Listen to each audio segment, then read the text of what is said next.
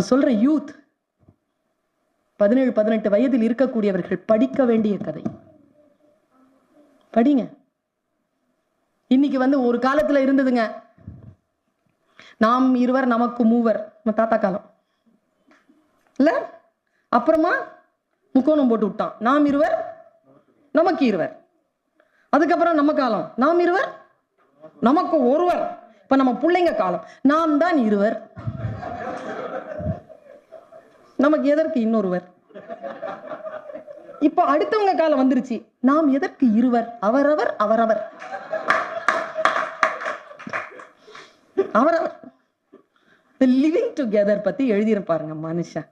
ஐயோ அப்பா, தொடக்கமே உண்மையா சொல்றேன், இந்த சீரியல் நிறைய பார்த்து, சினிமா நிறைய பார்ப்பாரோ, நெட்ஃபிளிக்ஸ் சினிமா பார்ப்பாரோ, ஹாலிவுட் படங்கள்லாம்